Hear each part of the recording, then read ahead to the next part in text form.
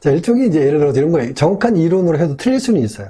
정확한 이론으로 해서 틀릴 수는 있어요. 그 자체가, 이론 자체가 100% 맞다고 장담할 수는 없어요. 왜냐하면 인생사라는 자체가 변화무쌍한 것이기 때문에, 이론에 의해서 다 맞아떨어진다고 얘기하진 않아요. 하지만 이론은 중요하다라는 거죠. 근데 이론마저도 없는, 이론마저도 무너진 상태에서 이랬다 저랬다 하는 건 의미가 없다라는 거죠. 이런 부분을 얘기하는 겁니다. 어쨌든 틀리더라도 정확한 이론적인 체계를 가지고 틀려야 된다는 거죠. 안 맞으니까 이 이론이 맞고, 맞으니까 이 이론이 틀려. 이런 식으로 이제 하면 또 안 되는 거예요. 그러니까 정확한 이론도 틀릴 수 있다는 자체에 대해서 인정해야 된다.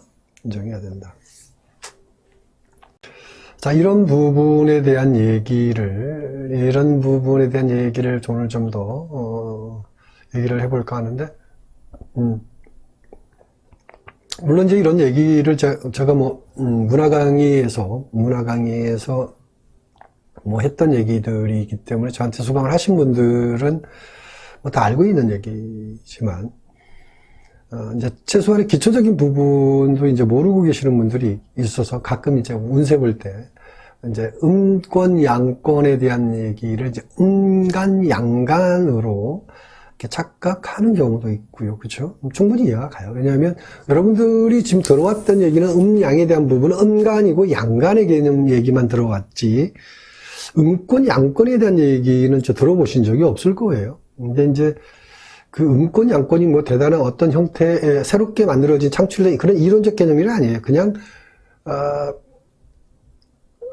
쉽게 표현하면 양이죠. 음의 세계, 양의 세계. 뭐 이런 관점으로 생각하면 간단한 부분인데, 지금까지 우리가 배워왔던 십간, 십이지 관점에서 천간과 지지에서 그 자체의 작용력, 천간의 작용력, 지지의 작용력에 대한 이론적 체계가 주로 이제 중국 고서에서 나온 내용만, 그 내용을 가지고 근거 삼아서 이제 이론적 체계를, 사주 이론에 체계화시킨 기본 토대가 바로 이제 중국에서 가져온 이론서 가지고 이제 정립이 난 건데, 그게 이제 적전수 천미를 보면 이제 그런 내용들이 다 나와 있죠.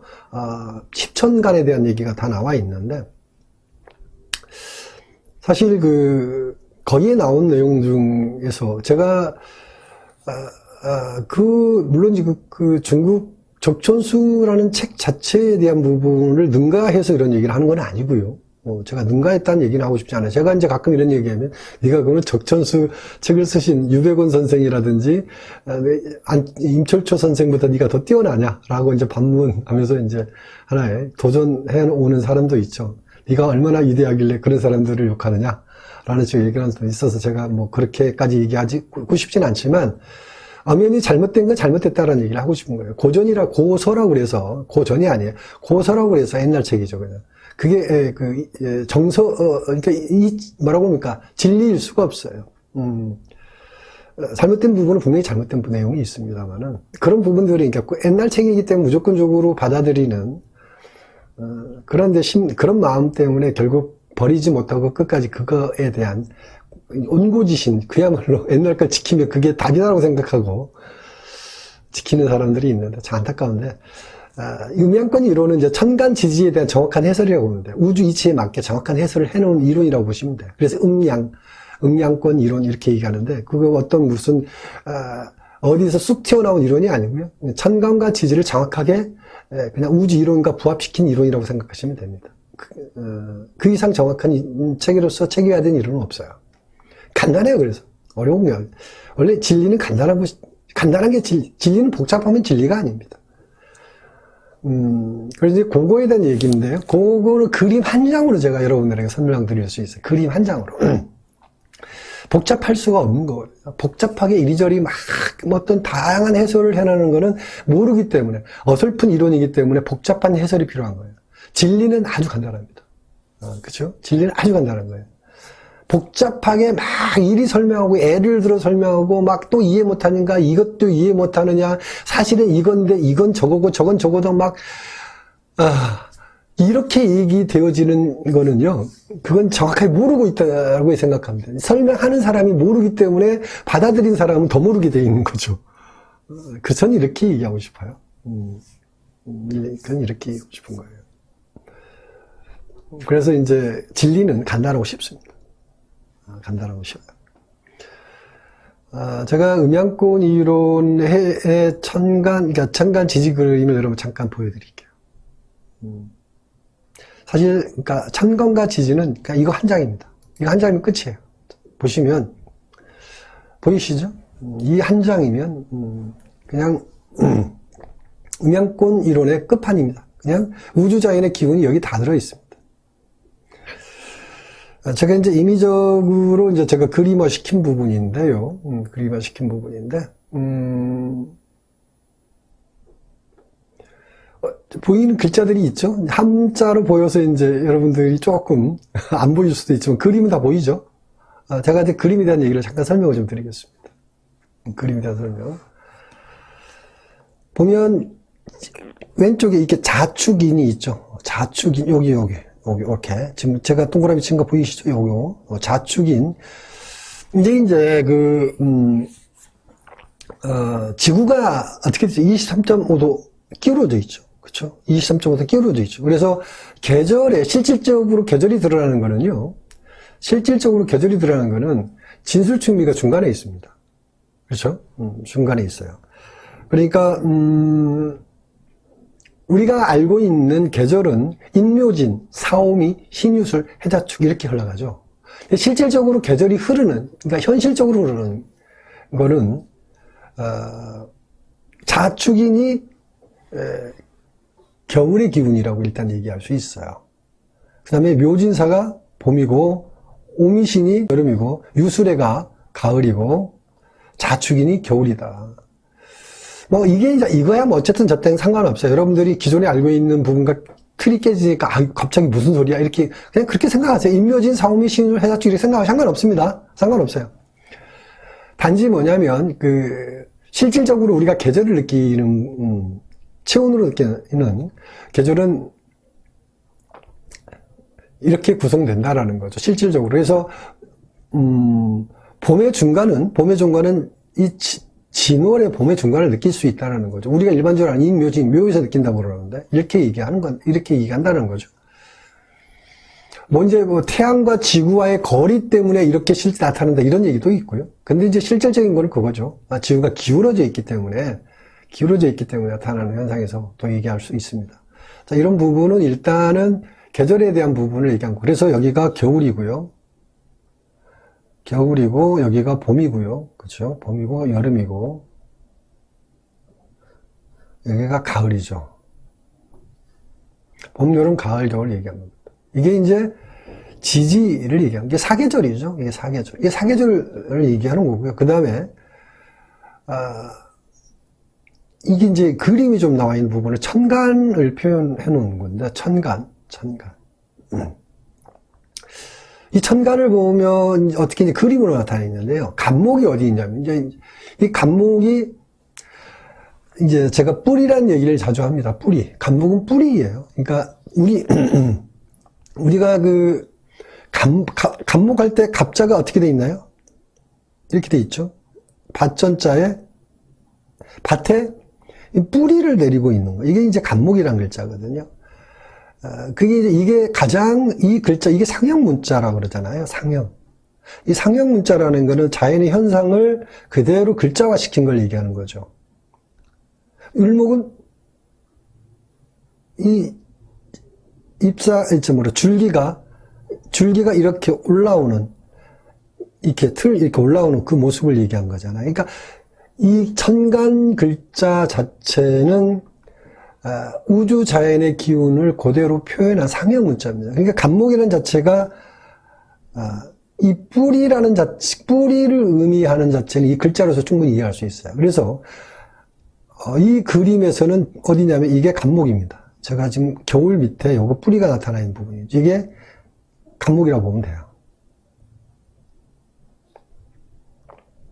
근데 이제 적천수 책을 보면 간목이 이제 위로 솟구쳐오르는 이런 개념으로 얘기가 되어져 있기 때문에 큰 나무 이렇게 표현을 하죠. 대부분이 간목이 나타나면 무조건 뿌리라는 생각을 못하고 크게 솟구쳐오르는 나무고, 을목은 이렇게 풀 같은 거, 잘 자란 꽃 같은 걸 얘기한다, 이렇게 이제 생각을 하는데, 요 부분도 물상적인 부분에 있어서 머릿속에 오류가 정해진 겁니다. 그래서 자꾸 이 간목에 대한 해석이 이제 자꾸 이상하게 다른 쪽으로 흘러가 버리는 형태로 나타나는 거죠. 그래서 간목은 본질은 뿌리에서 뿌리라는 자체에 대한 얘기를 하는 거고, 속구촉으로 나무, 실존은 속구촉으로 나무 개념으로 설정하는 거는요, 잘못됐다. 그리고 동양목이니 뭐 이렇게 얘기하거든요. 요것도 문제가 있는 거예요. 그래서 이 간목에 대한 간목에 대한 해석 자체가 굉장히 잘못되어진 형태로 얘기가 됩니다. 잘못돼요. 그래서 이제 겨울에 태어난 간목을 해자 쪽에 태어나면 부목이니 뭐 이러는데 절대 잘못되네. 부목이 절대 아니에요. 물에 이제 둥둥 떠 있다라는 표현을 하게 되는데 절대 그렇지 않습니다. 이런 부분, 을목은 그럴 수 있어요. 이런 부분들이 간목에 대한 해석이 잘못돼서 이렇게 나온다라는 그 생각하시면 되고요. 뿌리가 간목이다. 그 다음에 을목은 이 뿌리에서 속구쪽 오르잖아요. 그래서 올라서 어떻게 됐습니까? 쭉 펼쳐졌죠, 이렇게. 쭉 이렇게 펼쳐졌잖아요, 이렇게. 이게 이제 을목의 모습이라는 거죠. 을목은 이제 이렇게, 어떻게, 옆으로 퍼지면서, 이 펴지면서 성장하는 걸 얘기하는 거죠. 글자 자체가 이렇게 을목의 모습을 띠고 있다는 거죠. 이렇게 펴지면서 이렇게 올라가는 거죠.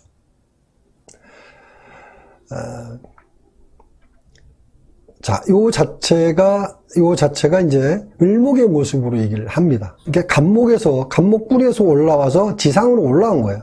그러니까 간목은 어떻게 생각하시면 되냐면 지하, 그러니까 땅 밑에 있는 거예요. 지상이 아니고 지하에 있는 거예요. 그래서 이게 음권이라고 얘기합니다. 그러니까 지지음권은 자축인 유수래가 지지음권을 얘기하는 거고, 천간음권은 일단 간목이 여기에 있죠. 요거를 얘기한 거고요. 을목은 속구축 났으니까 을목이 여기 있죠. 그러면 이게 양권에 해당이 되거든요. 양권에 해당이 된다. 이제 순서대로 갑을병자부터 쭉 해나가요. 그 다음에 정화가 뭐냐? 병화부터 할게요. 병화. 왜냐하면 병화는 이게 이제 태양 보이죠? 여러분 태양 이렇게 보이죠? 이 태양이 빛이죠. 그렇죠? 그야말로 화려하게 태양이 지상을 비추고 있죠. 비추면 생기는 게 뭐냐면 병화에서 생겨나는 게 정화가 생겨나죠. 병화는 빛이고요. 그렇죠? 정화는 빛이고 이 빛이 오래도록 비치면 땅에 뭐가 생기죠? 지열이 생기죠. 그렇죠? 지열. 그게 복사열이라고 그러죠. 복사열. 그래서 땅속이 따뜻해지잖아요. 그렇죠? 이게 보면 이렇게 색깔을 제가 어떻게 표현해놨습니까? 색깔을 이렇게 붉은색으로 이렇게 표현해놨죠. 이렇게 붉은색 보이죠? 여기? 붉은색. 이게 이제 복사열이 돼서 땅속이, 여기는 이제 땅 밑으로 보시면 돼요. 땅속이 따뜻함을 표현한 거죠. 이게, 여기에. 이게 정화다. 그러니까 빛이 비쳐서 복사열이 된 게 이게 정화입니다. 정화. 이게 병화고요. 태양이 비추니까 결국 정화가 생겨났고요. 복사열이 생겨났고. 그 다음에, 자, 무토는 뭐냐, 무토. 이제 여러분들이 알고 있는 화토 동궁이라고 얘기하죠. 화와 토는 함께 갑니다. 병화하고 무토하고 12운성이 같고, 정화하고 기토하고 12운성이 같아요. 함께 간다는 거. 왜 함께 가는지를 얘기를 좀 해드릴게요. 일단, 태양이 비추면 대지가 바로 표면토라고 얘기합니다. 대지 표면토가 활성화되죠. 그죠? 그러니까 병화가 활성화될 때 대지, 무토도 같이 활성화되는 거예요. 같이. 그러니까 병화가 인해서 생지가 이루어지죠. 생지가 되잖아요. 무토도 인해서 생지가 되고, 그러니까 병화가 솟구쳐 오르면서 무토도 함께 솟구쳐 오르는 개념이 되는 거죠. 함께 갑니다. 그러니까 병화가 대지를 비출 때 그 대지는 또 함께 무성해지는 거죠. 병화가 강력한 힘으로 대지를 비춰주고 있을 때 무토도 함께 무성해진다라고 보는 거죠. 그래서 병화와 무토는 함께 간다. 이게 대지는 무토다. 이게 이 노란색으로 이렇게 칠해져 있죠? 요게 이제 무토 개념으로 생각하시면 되고요. 기토는 뭐냐, 기토. 이게 무토는 표면토라고 그러죠. 표면토. 기토는 소극이라고 얘기를 합니다. 소극. 그러니까 이 표면토 아래에 있는 소극, 이면토 그렇죠. 이면토. 이자를 써서 이면토. 자, 이게 이제 기토인데요. 그러니까 땅 속에 있는 땅 속에 있는 토가 기토라고 생각하시면 됩니다. 땅 속에 있는 토가 기토. 자, 그러면 병화가 대지를 비추니까 그 대지의 열이 어디로 들어가죠? 이면토, 소극 속으로 들어가죠. 그 소극 속으로 들어가서 정화, 복사열이 거기서 저장이 이루어지고 있는데, 저장이 되려면 어디서 저장이 되죠? 기토가, 그러니까 정화가 강해지면 기토도 함께 강해지죠. 왜? 복사열을 품고 있는 게 누구죠? 기토, 흙이죠. 그러니까 정화하고 기토 한 몸이에요. 열은 곧 땅 속에서 열이 생기는 거니까 땅 속은 기토고 소극의 열은 정화죠. 함께 하지 않을 수 없어요. 그래서 12운성이 화토동궁이 된다라는 개념이 여기서 성립이 됩니다. 사실 이 화토동궁에 대한 얘기는 많이 들어봤으면서도 이걸 정확하게 왜 그런지 알고 있는 사람 그렇게 많지 않습니다. 왜? 얘기해 주는 사람이 없으니까. 왜 얘기 못해요? 알지 못하니까. 단지 그냥 12운성이 함께 가니까 화토동궁이다라고 얘기할 뿐인 거죠. 자, 이렇게 무토기토가 형성이 됐고요. 무토기토가 형성이 됐고, 그 다음에 경금. 자, 을목이 여기서 이제 요렇게 드리워진 게 이게 을목이라고 했죠. 이 을목이 성장해서 결국은 이제 을목은 곧 뭐라고 표현해요? 을목이 줄기죠. 잎사귀 줄기인데 이게 성장해서 꽃이 피고 이제 꽃을 또 병화라고 표현도 합니다. 을목 자체를 또 꽃이라고 표현하기도 하고요. 결국은 여기에서 뭐가 열려요? 이제 여기 포도나무로 표현했는데 주렁주렁 열린 게 이제 경금이죠. 이 경금. 열매가 열린 거죠. 이렇게 넘어왔죠. 여기 이제 여름의 끝자락에 열리는 게 바로 뭐죠? 경금 열매입니다. 이게 경금이죠. 봄부터 출발해서 한여름 지나서 늦여름까지 온 상태에서 열리는 게 이제 경금 열매가 열린 거예요. 그래서 양의 영역의 결실이 바로 경금이죠. 양의 영역. 지상에서 보여지는 열매가 다 경금으로 보면 돼요. 최종 결과물이죠. 열심히 봄부터 일한 결과물이 경금이죠. 결실 이렇게 얘기합니다. 그 다음에 신금은 어떻게 돼요? 신금은 이 열매가 어떻게 돼요? 이 열매가 땅에 뚝 떨어지는 순간 경금에서 신금으로 뒤바뀐 거예요. 땅에 뚝 떨어지면서 신금이 된 거죠. 경금과 신금의 차이 아시겠죠? 땅에 떨어지는 순간 열매가 뭐로 바뀌어요? 열매가 씨종자, 씨앗으로 바뀌는 거죠. 씨앗으로 바뀌는 거예요.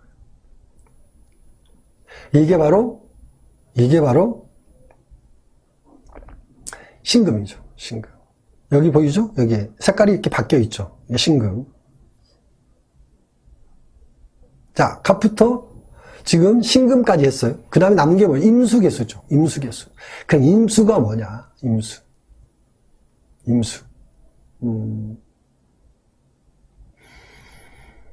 임수는 뭘 것 같아요? 임수는 뭘 것 같아요? 여기서 어떻게 그림이 그려졌을 것 같아요? 한번 맞춰보세요. 자, 여러분들 임수는 여기서 어떤 그림이 임수일까? 그냥 말로 한번 표현해보세요. 어떤 그림이 임수로 표현이 되어 있을까?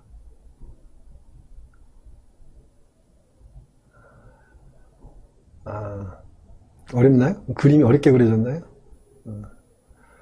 네, 오성주님 지하수라고 했는데 여기 그림에서 이 그림에서 어떻게 표현됐을까요?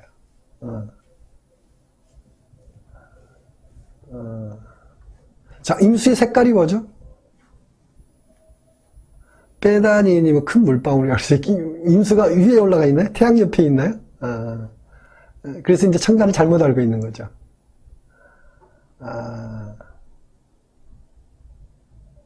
지하수는 맞는데 여기 그림에서 어떻게 표현되어 있을까라고 물어본 거예요. 네, 맞아요. 레드 히피님, 네. 회색, 네네네. 샨티님 회색 맞습니다. 네네. 빼다지님 검은색 맞습니다. 맞습니다. 지금, 자, 왜 여기서 이렇게 표현되어 있냐면, 이제 설명을 하면, 이 정화, 여기 이제 빨간색 정화라고 그랬잖아요. 임수, 이렇게 검은색 이렇게 돼 있잖아요. 원래 이제, 물론, 지하에, 그러니까, 이면토 안에, 속흙 속에 들어있는, 지하에 들어있는 물이 일단은, 임수가 맞아요. 틀린 말은 아닌데, 여기서 표현은 이제 검정색 표현하는데, 이제 검정색이 원래 이제 그 임수는 검정색이고요. 그러니까 이게 이제 여기서 뭐를 품고 있어요? 임수, 정화를 품고 있죠. 빨간색을 품고 있죠. 이게 정임합의 개념을 이제 이렇게 설명해 낸 거예요. 정임합. 우리 이제 이소영님께서 정확하게 얘기를 해주셨는데, 정임합이 돼 있잖아요. 이렇게. 그죠? 임수하고, 검정색 임수하고 이렇게 합하여서 어떻게 됐습니까? 쭉 옆으로 가서 간목이 다 탄생한 거죠. 그렇죠? 여기서 정과 임이 합해서 어떻게 됐어요? 이렇게 넘어가서 간목이 만들어진 거죠. 간목이. 간목이. 그래서 흙 속에 들어있는 임수, 이면토 속에 들어있는 물이 임수라는 개념이고, 개수는 이게 음의 영역에 있는 개념. 다시 얘기하면 여기서 또 한번 얘기할게요. 다시 얘기하면 자,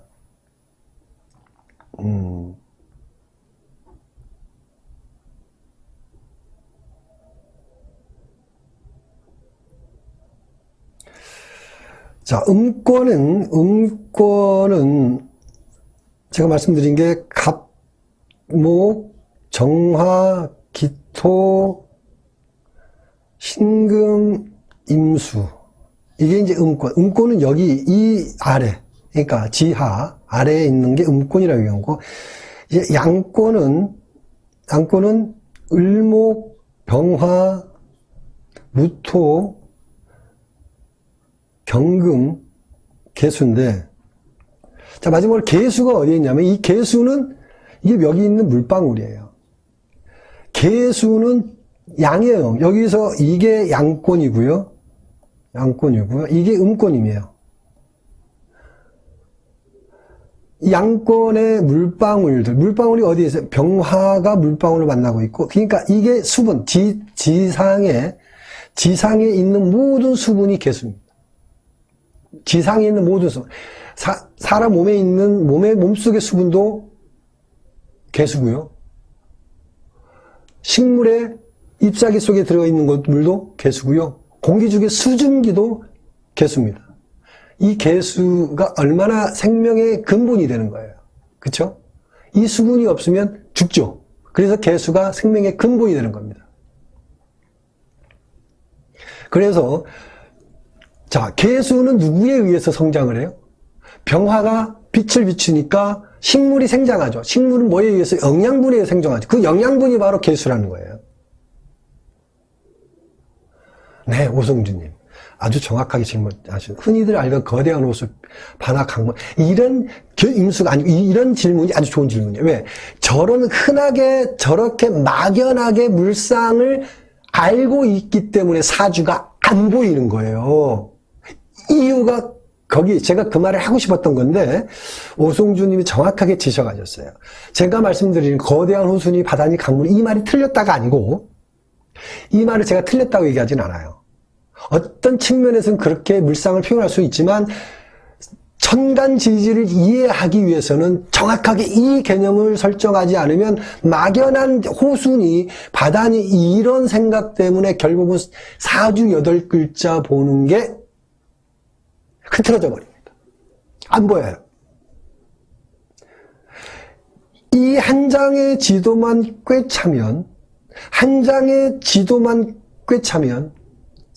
사주가 보입니다. 사주는 사주보는 기술입니다. 사주보는 이론이라고 얘기하고 싶지 않아요. 왜 기술이라고 그러냐? 그냥 짜여져 있기 때문에. 우주 자연은 원래 짜여져 있어요. 봄, 여름, 가을, 겨울 짜여져 있어요.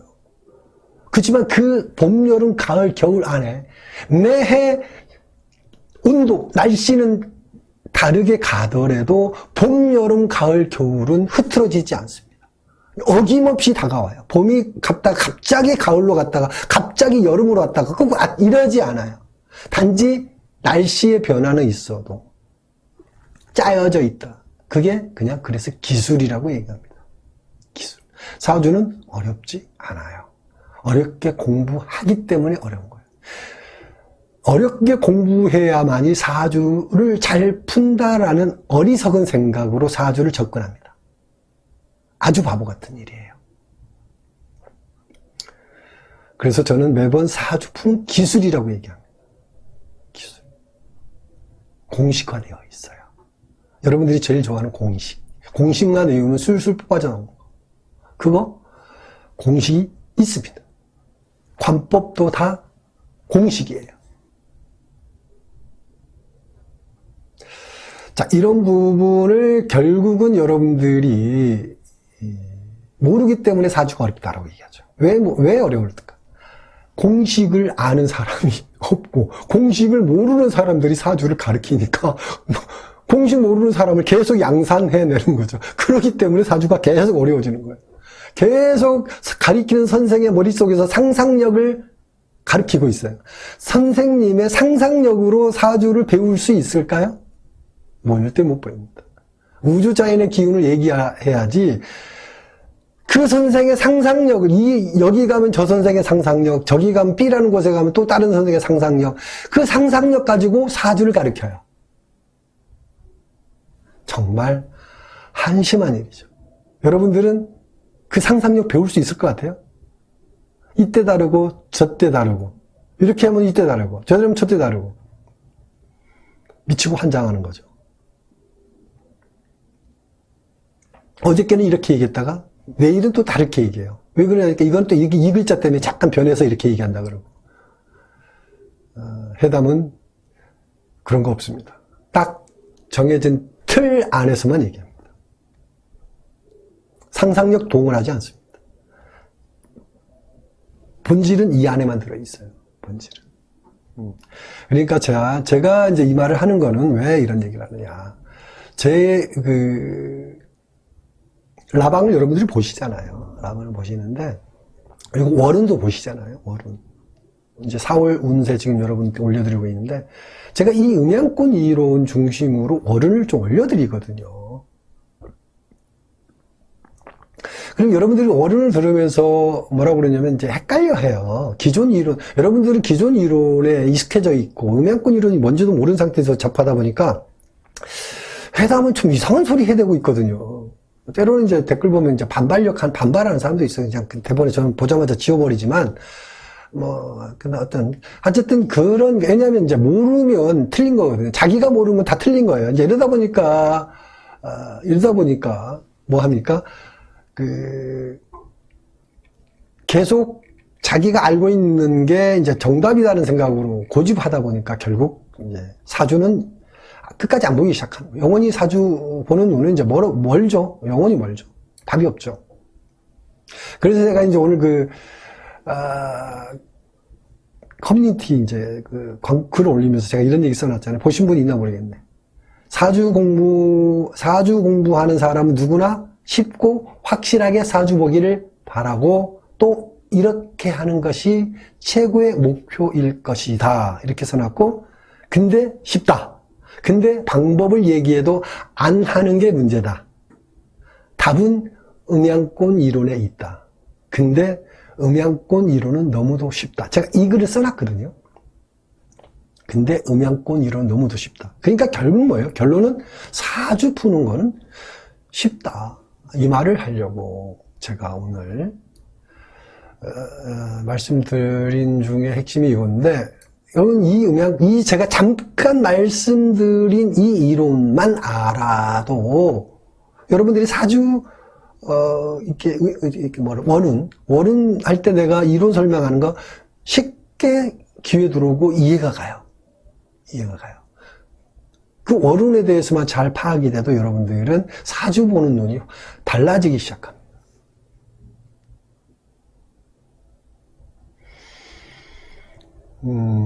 진리는, 우주자연의 진리는 변할 수가 없습니다. 변할 수가 없어요. 5천년 전, 10,000년 전에도 똑같습니다. 봄, 여름, 가을, 겨울, 자연의 이치 자체가 흐르는 부분은 변함이 없습니다. 그래서 진리를 깨달아야 된다는 거죠. 음양오행은 변함이 없습니다. 음양오행을 제대로 깨닫고 사주를 보면 그거는 모든 사람에게 다 통용됩니다. 결국 음양오행이 굉장히 간단하고 단순하지만 이걸 분화시키면 우주자연 그 모든 게 다 적용이 됩니다. 구체화되고 섬세한 부분까지 다 속속들이 그 사람의 심리적인 부분까지도 음양오행으로 다 잡아낼 수가 있다는 거죠. 주역 괴상 자체가 뭘로 출발했습니까? 음양으로 출발했어요. 그렇죠? 아주 극히 단순한 음양으로 출발해서 결국 뭐라고 그러죠? 우주 비행하는 그 원리까지, 그 첨단 원리까지 음양, 결국 주역 이론을 적용해서 그런 부분까지 쓰여진다. 자연과학의 그 모든 일종의 물리학 그 모든 부분까지 다 결국 그렇잖아요. 그 닐스 보어 아시잖아요. 그 노벨 물리학상 받은 그분이 노벨 물리학상을 받으면 닐스 보어 그분이 노벨 물리학상 받으면서 주역 괴상 옷이 그려진 그 옷을 입고 노벨 물리학상을 받으셨잖아요. 그 이유가 나는 이 주역 때문에 이 상을 받게 됐다라는 거를 거기서 얘기한 거죠. 그러니까 음양이라는 자체, 오행이라는 자체 여러분들이 간단하고 쉽다고 생각하지만 간단하고 쉬운 것 맞지만 이게 깊이 들어가면 사람의 심리, 사람의 나타나는 행동 양식 그 모든 것도 다 그 안에서 얘기할 수 있다는 거를 알으셔야 됩니다. 사주 어렵지 않습니다. 너무 간단합니다. 음양은 알면 돼요.